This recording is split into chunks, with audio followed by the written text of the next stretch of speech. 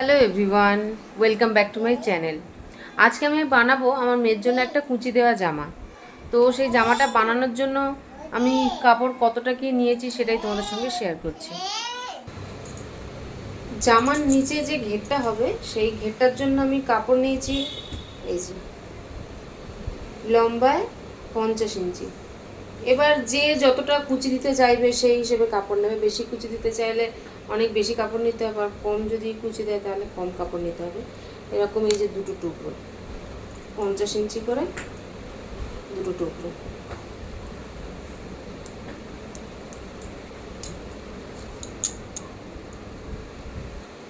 এই দুটো কেটে নিয়েছি আমি 32 ইঞ্চি করে, লম্বায় 32 ইঞ্চি আর চওড়ায় হচ্ছে 4 ইঞ্চি, যাতে একটু ঝুল থাকে। তারপর সাইডটা একটু মুড়বো, তো কাপড়টা অনেকটা চলে যাবে। এখানে সেলাই করবো 1/2 ইঞ্চি করে, প্রায় চলেই যাবে এই যে কুচি দেওয়ার জন্য। আর এই নিচের দিকটাতে এখানে 4 ইঞ্চি আছে, নিচের দিকটায় 2 ইঞ্চি এরকম একটা রাউন্ড করে দিয়েছি। এই দুটো হচ্ছে ফিতে বানানোর জন্য, কোমরের দু সাইড যে দুটো ফিতে হবে, এটা আমি 2 ইঞ্চি করে নিয়েছি। এবার ফিতে যে যেরকম করতে চাইবে সে সেরকমভাবে কাপড় নিতে পারে, কোনো অসুবিধা নেই। এটা বো বানানোর জন্য, এটাও যে যার ইচ্ছা মতো নিতে পারে। কেউ বড় সাইজের বো বানাতে চায়, কেউ ছোট সাইজের চায়।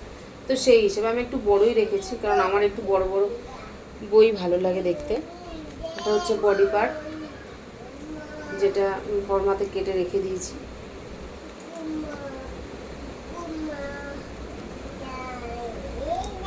আর এইটা হচ্ছে 2.5 ইঞ্চি করে নিয়েছি।